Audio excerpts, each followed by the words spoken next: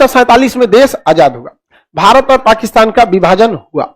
लेकिन इस विभाजन में अंग्रेजों ने एक भयंकर मिस्टेक करके गए थे। मिस्टेक क्या, वो जहर बो के गए थे। उन्होंने कहा था कि जिन्हें पाकिस्तान में मिलना है वो पाकिस्तान में चले जाए, जिन्हें भारत में मिलना है वो भारत में चला जाए। इसके अलावा ससुरा ने एक और बात कर दिया था कि जिसको स्वतंत्र रहना है वो स्वतंत्र रह जाए। इसमें काम कर दिया कश्मीर वाला बकलोलई। कश्मीर के राजा हरि सिंह थे, लेकिन उनके अंदर उतनी दूरदर्शिता नहीं थी जो वास्तविकता है। अब कई को हरि सिंह का समर्थन हमारा कहने लगे कि आप ढेर जानते हैं। देखिए, हरि सिंह का जो प्रधानमंत्री थे शेख अब्दुल्ला बहुत ही सातिर दिमाग का इंसान, मतलब समझ जाइए कि बहुत तेज खोपड़ी का, छल कपट बहुत ज्यादा। तो शेख अब्दुल्ला जो जम्मू कश्मीर का ये था, यही प्रधानमंत्री थे। तो हरि सिंह को बोला कि आप क्या हो जाइए, अलग हो जाइए, क्योंकि शेख अब्दुल्ला को पता था कि हरि सिंह जिस दिन अलग होंगे, एक अलग देश बनाएंगे, उस दिन इंडिया अलग, पाकिस्तान अलग। और कश्मीर की ज्यादातर जनता जो थी वो मुस्लिम थी और उसके राजा क्या थे, हिंदू थे। तो ये उसको फारूक शेख अब्दुल्ला को पता था कि इनके खिलाफ विद्रोह कराना बड़ा इजी है। तो शेख अब्दुल्ला किसका प्रधानमंत्री थे, हरि सिंह। ये डोगरा शासक थे, हरि सिंह का थे डोगरा। इन कौन से वंश के थे, डोगरा वंश के शासक थे। डोगरा वंश के अंतिम शासक थे हरि सिंह। तो हरि सिंह से कहा कि आप स्वतंत्र हो जाइए। लेकिन इसी बीच क्या हुआ, पाकिस्तान वालों ने क्या कर दिया, हमला कर दिया। और इधर कबाइली के भेष में, कबाइली वहां की जनजाति होती है, मतलब आतंकवादी, जैसे भारत में कैसे नक्सलाइट है, विदेशी है नहीं, भारतीय में अजीब साहब की डिमांड रख देते हैं, तो वैसे ही पाकिस्तान में कबाइली हैं, सेम भारत में नक्सलाइट की तरह। लेकिन उन लोगों के थ्रू पाकिस्तान ने क्या किया, इन्वेजन करा दिया भारत में। और ये एरिया पूरी तरह से कब्जा किसने कर लिया, पाकिस्तानियों ने कब्जा कर लिया। अब हरि सिंह जो थे, अब वो भागे भागे आए, उनको पता चल गया शेख अब्दुल्ला की पॉलिसी। शेख अब्दुल्ला का टारगेट क्या था कि अगर कश्मीर अलग हो जाएगा तो जनता का मोह किसके साथ चल जाएगा, शेख अब्दुल्ला के साथ। और ये उल्टा सीधा कुछ कह देगा। हरि सिंह को क्या, जनता का मोह भंग करने में क्या जाता है, बस बोल दो कि हरि सिंह सुअर का मांस खाता है, मुस्लिम खिलाफ, हिंदू खिलाफ करना, राजा साहब गाय का मीट खाते हैं, हिंदू खिलाफ। ये तो पहले से प्रैक्टिकल है 1857 की क्रांति में। बस इसको इंप्लीमेंट करना है, किसी को बस इतना काम देना है, काम खत्म। सीधे भड़काना 2 मिनट का काम है, पब्लिक थोड़ा ना पूछने जा रही है क्या करना है। शेख अब्दुल्ला की प्लानिंग पहले से थी, लेकिन पाकिस्तानिया गड़बड़ा दिया सब इनको।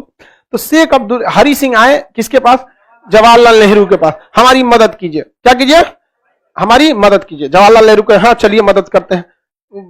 सरदार पटेल कह गए महाराज शांति से बैठिए, मदद करते। चोट्टा कहीं का हरि सिंह बोले थे तोरा भारत में मिलने के लिए, तो तोरा अपने नौटंकी था, अलग देश बनाएंगे, भाग। कहा है महाराज हम आधा कब्जा हो गया है और छोटा सा हमारा बेटी पर तो उठा ले जाएगा सो बचा लीजिए। तो कहें 21 शर्त पे बचाएंगे, साइन कर यहां पर।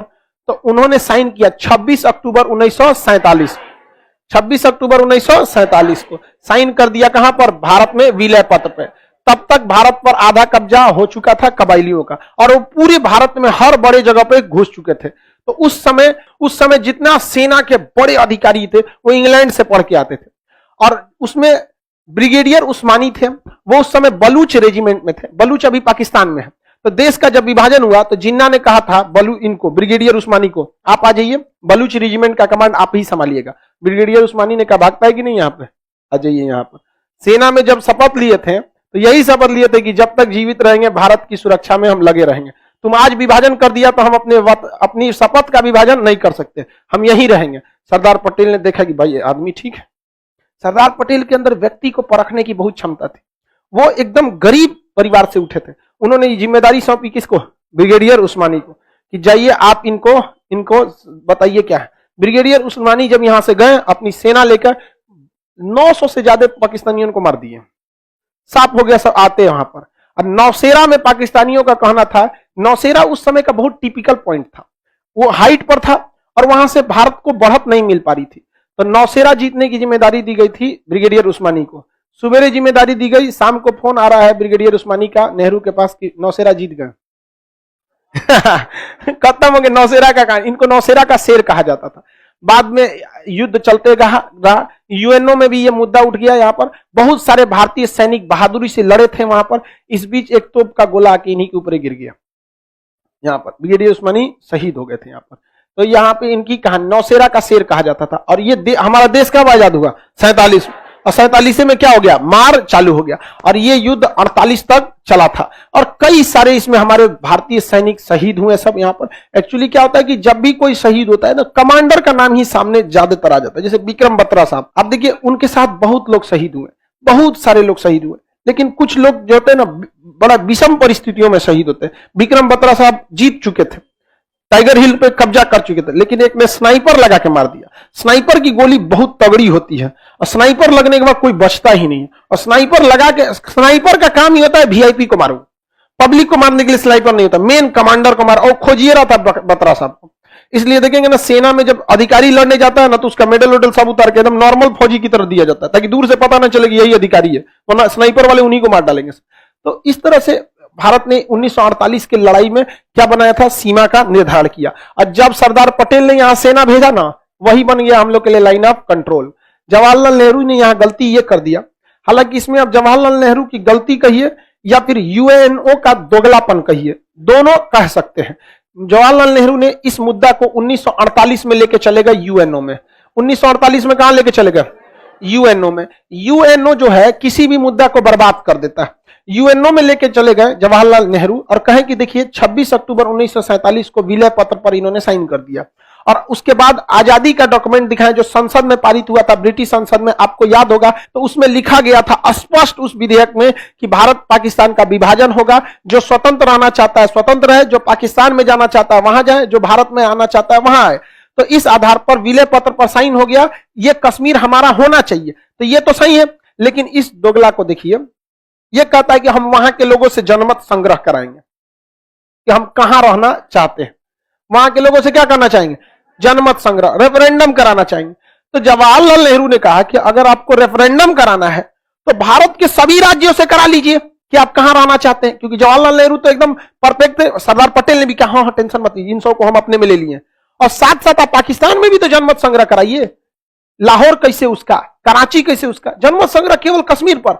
आज तक ये मुद्दा लटका हुआ है यूएनओ में। जो हमारी संस्कृति, गौरवपूर्ण संस्कृति रही थी जो पूरी दुनिया में, उसे हम लोग को, जिन्ना इस साले को कोई मतलब नहीं यहां पर, बस कश्मीर चाहिए। ये उल्टा सीधा यहां पर, इसके कोई टारगेट, कोई उद्देश्य था पाकिस्तान बनने का? कोई उद्देश्य नहीं है इनको। को अभी भी पूछेगा, कोई उद्देश्य नहीं है वहां पर। समझेंगे कि नहीं? कोई किस चीज में आगे हैं ये लोग, आतंकवाद छोड़ के? यहां पे पाकिस्तान को सोचे सबसे आगे किस चीज में, तो पजामा में नाड़ा डालने में सबसे आगे है सब। ढाई डाल देता है सब। और क्या आता है इनको, लुंगी टाइट बांध देंगे सब, क्या आएगा उसको? अरे यार वो शब्द मत बोल, नहीं तो फिर हमारा समझा गया कि नहीं? जिन्ना को चेयर चाहिए था, कुर्सी चाहिए थी, ये बेवकूफ है। देखो बाबू, कुछ लोग कहते हैं कि प्रधानमंत्री के लिए जिन्ना ने ये सब कुछ किया। बाबू जिन्ना ने तो पाकिस्तान की मांग 1940 में ही रख दी थी। देश कहां आजाद हुआ था? प्रधानमंत्री का तो बात आता है कैबिनेट मिशन के बाद। प्रधानमंत्री की बातें शुरू होती है 1951 के प्रथम आम चुनाव में। उससे पहले प्रधानमंत्री की बातें कहां आती है? अभी देश तो आजाद होने दीजिए। 1942 में शिमला 45 में शिमला सम्मेलन में कूद के भाग गया। कहां प्रधानमंत्री की बात आई थी? वो तो मुस्लिमों के कदर छेठ है। यहाँ पे प्रत्यक्ष कार्रवाई दिवस 1946 में बताया, कहां प्रधानमंत्री की बात आई थी? ऐसा नहीं था प्रधानमंत्री के उससे आता। ये सब चीजें थोड़ी सी मन गलत है। आप बताइए, क्या प्रधानमंत्री को चक्कर में विभाजन किया था? नहीं, उसको अलग बनाना ही था। सुअरों का एक बाड़ा खोलना था उसको, जहां एक साथ सब रह सके। तो वो उसने कहा कि यहां नहीं रह पाएगा, शेर के साथ सुअर नहीं रह सकते। तो उसने क्या कर दिया, विभाजन कर दिया वहां पर। समझ में आ गया कि नहीं आ गया? तो ये मत सोचिएगा कि उसने क्या किया था, अलग रह दिया था, क्योंकि उसे पता था कि जंगल में अगर रहेंगे तो कभी भी सुअर जो है वो राजा नहीं बन सकता। इसलिए सुअरों का एक अलग जंगल बनाना पड़ेगा, जिससे अखंड साम्राज्य के राजा जिन्ना रहेंगे। इतने विभाजन करके रखेंगे। यहां हरि सिंह की भी बेवकूफी थी। क्या जरूरत है यार, पिटा के आए हो, तुम्हारी बात कोई नहीं सुनेगा। होशियारे बनते हैं हरि सिंह यहाँ पे। यूएनओ में मामला चल गया, अटक गया। अब कश्मीर जो था, हरि सिंह किस पे बिलीव करते थे? शेख अब्दुल्ला पे। इसने कहा, हरि सिंह ने कह दिया कि हमारा अलग संविधान बनेगा। इसने चढ़ा दिया इनको, हरि सिंह को, कि कहिए हमारा अलग संविधान रहेगा। ये 370 कहे थे ये हरि सिंह, हमें लिए क्या रहना चाहिए 370। ये जिम्मेदारी मिट गया हरि सिंह पे। ओहो माय गॉड, हरि सिंह। और इन्होंने 370 का मसौदा तैयार करने की जिम्मेदारी किसको दी? शेख। वाह वाह, हो गया, मीट की जिम्मेदारी कुत्ता को। हाँ, समझ में गए? नहीं ना रह सकता है। तब देखे यहां पे हरि सिंह ने कह दिया कि भैया हमारे लिए क्या रहना चाहिए, अलग संविधान। इन्होंने कहा कि हम अच्छा से मसौदा तैयार करेंगे। 370 में इन्होंने ऐसा बातें डाला था। 370 का 1 में इन्होंने सबसे पहले कहा था कि जम्मू कश्मीर की सीमाएं भारत की सीमाएं हैं, मतलब जो जम्मू कश्मीर का क्षेत्र है वही भारत की सीमा है। तो 370 के ए में कोई छेड़छाड़ नहीं हुआ है। देखिए 370 ए अभी भी वैसे ही है, क्योंकि 370 का ए हटाएंगे तो जम्मू कश्मीर की सीमा भारत की सीमा नहीं रहेगी, ऑटोमेटिक भारत से अलग हो जाएगा। तो ये कहता है कि जम्मू कश्मीर की सीमाएं भारत की सीमा, अच्छी बात है। उसके बाद जम्मू कश्मीर में भारत का पूर्ण संविधान लागू नहीं होता। आगे और बात कहा गया है, यहां पर राष्ट्रपति का शासन लागू नहीं होगा, यहां नेशनल इमरजेंसी लागू नहीं होगी, यहां बाहर के लोग यहां आके परमानेंटली बस नहीं सकते हैं। ऐसा बात किया गया। सबसे खराब इसमें कहा गया था कि पाकिस्तान की कोई लड़की अगर भारत में यहां जम्मू कश्मीर में शादी करती है तो उसे जम्मू कश्मीर की नागरिकता दे दी जाएगी, लेकिन भारत की लड़की अगर जम्मू कश्मीर में शादी करती है तो उसे नागरिकता नहीं दी जाएगी। यह सबसे खराब चीज था। कहा हरि सिंह, कहां दिमाग था आपका? किस किस को हम बोले? इस बर्बादी में सबका हाथ है, समझा क्या कि नहीं? प्रधानमंत्री को प्रधानमंत्री भर रखिए, राजा है ना आप जी, राजा का 10 गो आंख होना चाहिए। तनी अमित शाह बना दे कोनो उल्टा सीधा कानून, मोदी जी अंदर से देख लेंगे।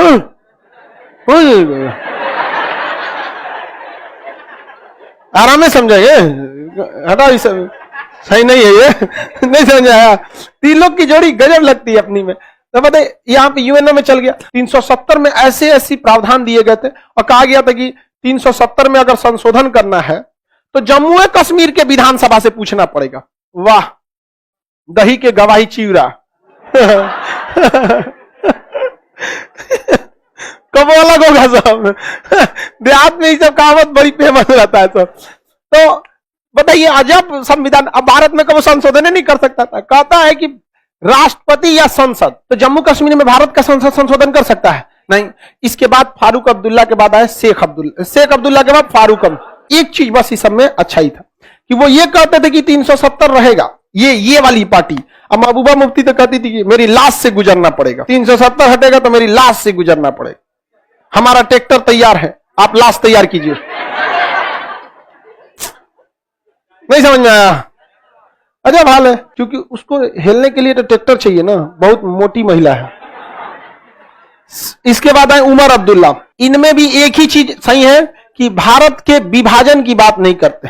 इस टाइप का नहीं कि मतलब ये जो वर्दी, ये जो दहशतगर्दी है, इसके पीछे वर्दी है, ये 2-4 को स्लोगन याद कैला है सब वहां पे कश्मीर वाला, और कुछ नहीं। हम क्या मांगे? आजादी। हम क्या चाहते? आजादी। भारत से आजाद। अरे यार, कम से कम ये उसमें मतलब उतना इन्वॉल्व नहीं रहते। कश्मीर का जनता को खुश रखने के लिए कुछ तो भाषा बोलनी पड़ेगी, लेकिन खानदान देख रहे हैं यहां पर उमर। अब लेकिन मामला क्या हुआ, जब वहां पीडीपी की सरकार बनी, पीडीपी, तो बहुमत पीडीपी को आया नहीं। अब बहुमत फारूक उमर अब्दुल्ला को, ये तो मर गए, ये अभी भी जिंदा है बूढ़े, और इनके बेटा जिंदा है उमर अब्दुल्ला। ये सबसे कम उम्र के सीएम थे। ना ही उमर अब्दुल्ला की पार्टी को बहुमत आया, ना ही पीडीपी को बहुमत आया, और ना ही बीजेपी को बहुमत आया। किसी को बहुमत नहीं आया। समझ आ गया कि नहीं आ गया? तो बीजेपी या पीडीपी क्या बना ली? सरकार बना ली। गजब बात है। वो कहती है कि जब तक हम जिंदा रहेंगे 370 नहीं हटने देंगे, यही कहता है 370 हटाएंगे, लेकिन सरकार बना ली है दोनों।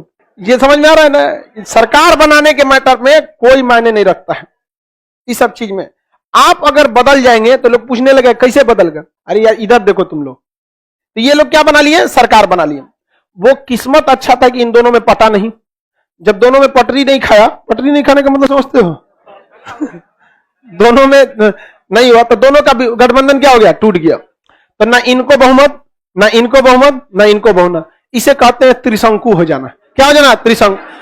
अब ये गड़बड़ ये हुआ कि हमारे संविधान बनने में जब भीमराव अंबेडकर थे तो उन्होंने एक स्पेशल प्रावधान जोड़ा था कि जब किसी राज्य की विधानसभा चल नहीं रही है या भंग है तो उस कंडीशन में उस राज्य के लिए कानून राष्ट्रपति बना सकता है। और इन गधों की यह सबसे बड़ी भूल हो गई। आओ फाउंडेशन पढ़, तू तोरा पता चलेगा। हमें पढ़वे नहीं करेगा यहाँ पे फाउंडेशन। खैर ठीक हुआ उस समय हम लोग ऑनलाइन नहीं पढ़ाते, नहीं तो क्या पता सोचा पढ़ लेता सर और गठबंधन कर लेता सर कि 370 को जिंदा रहने के लिए हम दोनों का एक होना जरूरी है। तब राष्ट्रपति नहीं बना सकते थे, लेकिन गड़बड़ यही हो गया कि इनको तो लग रहा था कि राष्ट्रपति बिना पूछे नहीं बना सकते, और संविधान में स्पेशल प्रोविजन है कि जब विधानसभा नहीं चल रही है तो राष्ट्रपति को पावर है, क्या कर सकता है, संसद वहां कानून बना सकता है। यही मैटर था, अमित शाह ने रखा लोकसभा, राज्यसभा, राष्ट्रपति ने साइन कर दिया, 370 खत्म। हम क्या मांगे, आजादी लो। तुम चलाते रह गए पत्थर, हमने हटा दिया 370।